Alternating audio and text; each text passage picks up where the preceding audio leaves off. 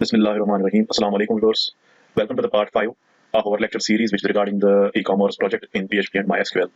तो इस part number 5 में हमें क्या करना है, हमने, अगर आपको याद होगा, हमने यहाँ पे जो भी यहाँ पे फाइल्स और डायरेक्टरीज के बगैर जो भी यहाँ पे वर्ड्स आएंगे, कुछ भी आएगा यहाँ पे, तो हम डिफॉल्ट पेज को लोड कर रहे हैं। तो पिछले लेक्चर में यहाँ पे मैंने आपको ये बोला था कि मैंने ये चीज़ जो है, ये ई-कॉम से लेके यहाँ तक जो भी यहाँ साइट का नाम है वो मैं यहाँ पे प्रिंट करा रहा हूँ। अब मुझे इसको प्रिंट नहीं कराना है। सपोज यहाँ पे होम है, होम, लेकिन इसके लास्ट में स्लैश है। तो मैं चाहता हूँ कि ये होम जो है, सबसे पहले ये मुझे मिले, ये होम। जब ये मुझे मिलेगा तभी मैं इसकी ओर होम पेज पे जा सकता हूँ, तभी मैं राउट कर सकता हूँ टुवर्ड्स होम पेज। ठीक है, तभी मैं यहाँ पे कंडीशन इंडेक्स पेज में कंडीशन लगा सकता हूँ कि अगर आपके पास होम आया, यहाँ पे इस सेगमेंट पे होम आया, तो होम पेज पे चले जाओ। तो ये एक सेगमेंट है यहाँ पे, ठीक है। It will be called the segment 1 and this will be called the segment 2।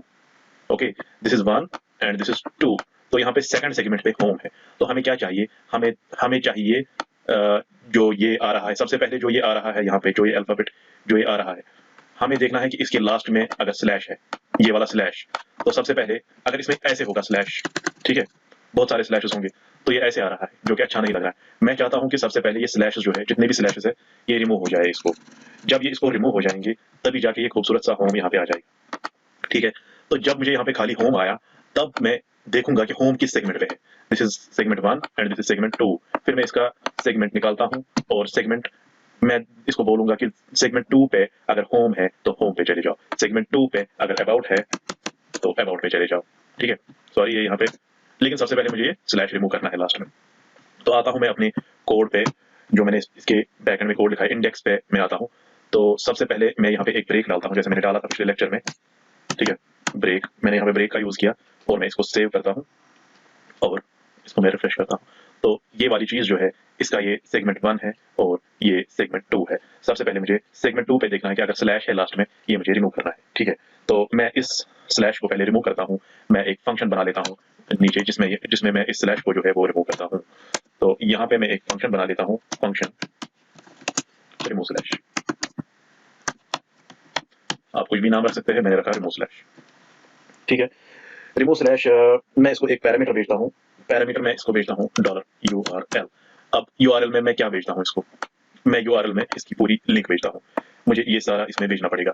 फिर मुझे URL के जितने भी ये जितने भी अल्फाबेट्स, जितने भी कैरेक्टर्स है इसके, वो काउंट करने पड़ेंगे। और लास्ट वाला जो अल्फाबेट है, अगर लास्ट वाला जो एलिमेंट है अगर वो स्लैश होगा, मुझे उसको रिमूव करना है। ये कोड पहले मुझे लिखना है। तो सबसे पहले मुझे यहाँ पे इस स्ट्रिंग को काउंट करना है। स्ट्रिंग की जो लेंथ है वो मुझे निकालनी है। ठीक है, तो फंक्शन में मैं लिखता हूँ, पहले इस फंक्शन को मैं कॉल करके रखूंगा। इस फंक्शन को मैं कॉल करूंगा, मैं लिखूंगा रिमूव स्लैश। ठीक है, रिमूव स्लैशेस, तो इसका मैं स्लैशेस ही नाम रख देता हूँ। तो यहाँ पे मैं भेजता हूँ ये, इसको मैं भेजता हूँ एज पैरामीटर। ये क्या है, ये मुझे क्या रिटर्न करके देता है, ये मुझे ये रिटर्न करके देता है। तो इसी को मुझे एज पैरामीटर भेजना है, तभी जाके मुझे इसमें ये लास्ट वाला जो कैरेक्टर है ये इससे एक्सक्लूड करना है। तो मैं इसको मैं इसको ऐसे ही भेजता हूँ, कॉपी, और मैं इसको एज पैरामीटर यहाँ पे भेज देता हूँ। ठीक है, तो यहाँ पे मैं ब्रेक एक डाल के रखता हूँ। मैं यहाँ पे लिखता हूँ इको br। ठीक है, तो मैंने यहाँ एक फंक्शन कॉल की। सपोज मैं यहाँ पे, जब मैंने इसको पैरामीटर भेज दिया, ये वाला मैंने इसको पैरामीटर भेज दिया, तो ये URL में आ जाएगा। मैं यहाँ पे करूंगा इको URL $URL। बट ये मुझे करना नहीं है, मैं जस्ट देख रहा हूँ कि मेरी फंक्शन का सिंटेक्स ठीक है या गलत है। तो मैं इसको सेव करूंगा।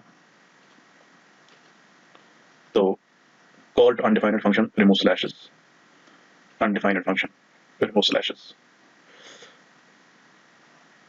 हाँ, इसका स्लैशेस नाम है, ये स्लैश है, ये चीज हुई थी इसमें, स्लैशेस। सेव,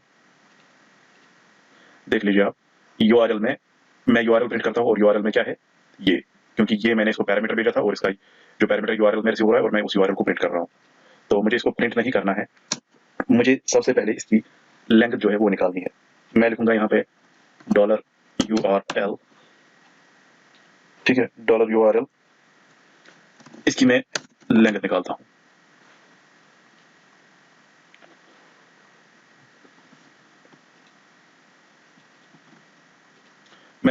एक सेकंड, ऐसे ही डॉलर URL नहीं लिखना हूँ मैं, इसकी लेंथ पहले निकालता हूँ।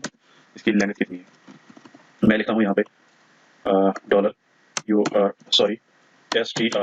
STRLEN, स्टर्लिन। आपको पता है ये स्ट्रिंग की लेंथ निकालती है, और इसमें मैं पैरामीटर यही भेजूंगा, जो जो मेरा URL है मैं इसको पैरामीटर भेज दूंगा, ठीक है।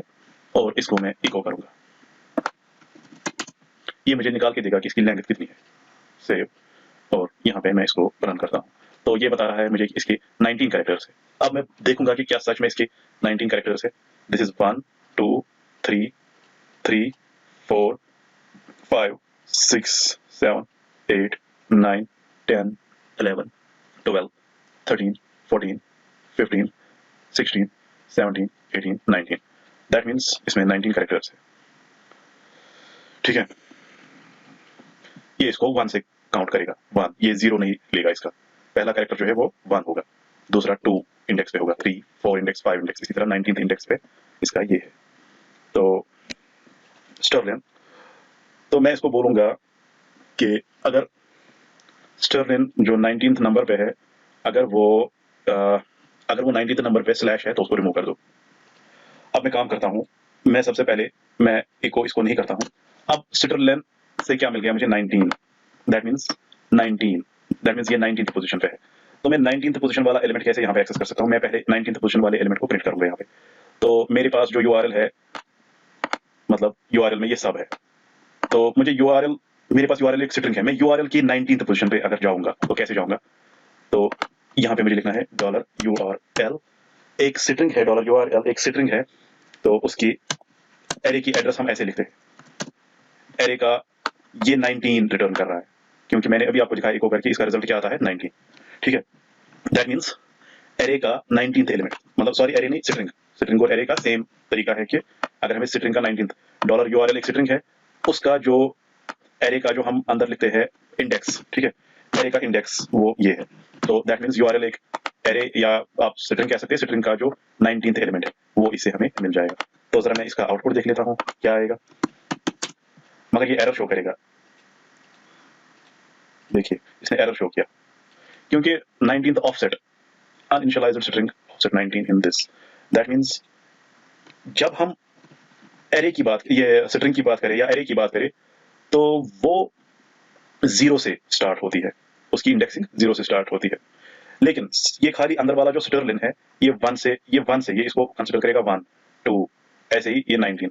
लेकिन हमारी जो एरे है या स्ट्रिंग है, ये URL 19, URL 19, तो ये स्ट्रिंग जब होगी, स्ट्रिंग जब कंसीडर में करेगा ये, तो ये 0 से कंसीडर हो जाएगा जब हम ये स्ट्र्लेन का यूज करते हैं, ठीक है।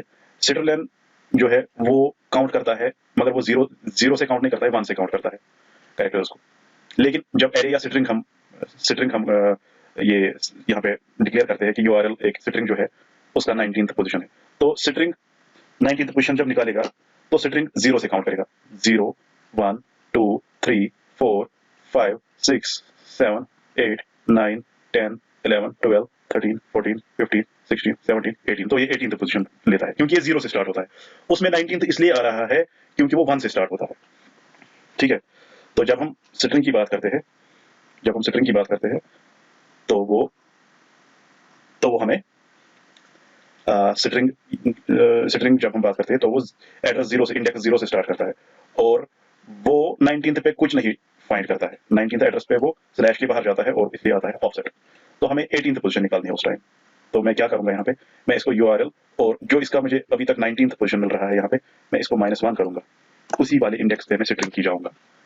अब जो ये वाला इंडेक्स है, जो मेरा 19 -1 18 आ गया, 18th एड्रेस मुझे जाना है जब हम स्ट्रिंग को कंसीडर करेंगे। तो मैं अब स्ट्रिंग को अगर कंसीडर करूंगा तो मुझे 18th एड्रेस पे ये मिलेगा।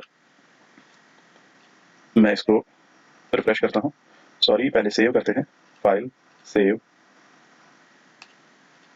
रिफ्रेश, देखिए जी, ठीक है। अब मुझे आ गया कि 18th एड्रेस पे भाई ये है। तो अब मुझे क्या करना है, अब मुझे इको इसको नहीं करना है, मुझे क्या करना है एक्चुअल में इसको, ठीक है, मुझे देखना है, मुझे कंडीशन चेक करनी है, if this is equal to क्या, स्लैश, अगर ये स्लैश आ रहा है, यस ये स्लैश आ रहा है मुझे, लेकिन इसको अब रिमूव करना है। अगर ये स्लैश आ रहा है तो मुझे इसको रिमूव करना है। आर ट्रिम का मतलब है राइट साइड से ट्रिम करो, क्योंकि ये राइट साइड में है। एल ट्रिम का मतलब है लेफ्ट साइड से ट्रिम करो, मुझे राइट साइड से इसको ट्रिम करना है। आर ट्रिम, ठीक है। आर ट्रिम किसको, जो भी ये सारी यूआरएल है, जो भी ऊपर से ये यूआरएल पूरी जो कैरेक्टर स्ट्रिंग है, इसको आर ट्रिम करो। क्या करो आर ट्रिम? आर ट्रिम का सिंटेक्स यही है, पहले स्ट्रिंग लिखनी है, फिर लिखना है कौन सा कैरेक्टर आर ट्रिम करना है। तो ये कैरेक्टर मुझे आर ट्रिम करना है, और मुझे कैसे लिखना है, तो इसको मैं एक वेरिएबल में डालता हूँ, क्योंकि मुझे इसको प्रिंट करना है, इज इक्वल टू दिस, ठीक है। फिर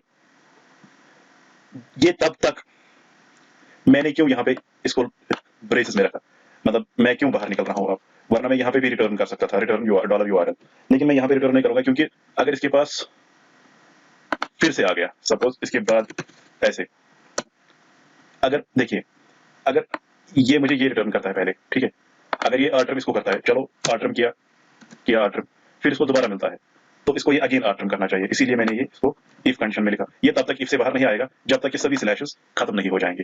तो जब स्लैशेस खत्म हो जाएंगे मुझे करना है रिटर्न डॉलर यूआरएल। अब मुझे जो नई यूआरएल मिलेगी वो मुझे इसके बगैर मिलेगी, तो ये किसको रिटर्न हो जाएगी, ये यहाँ से कॉल हो रही है, ठीक है। तो मैं इसको यहाँ पे इको करता हूँ, इको,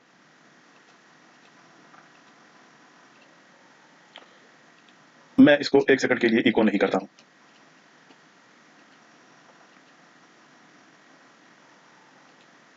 मैं इसको क्या करता हूँ, इको नहीं करता हूँ मैं अभी, इसको मैं सेव करता हूँ। आप देख सकते हैं इसका रिजल्ट क्या होगा, अभी वो ऐसे ही आ रहा है, जो भी उसको ऊपर मिल रहा है ऐसे ही आ रहा है।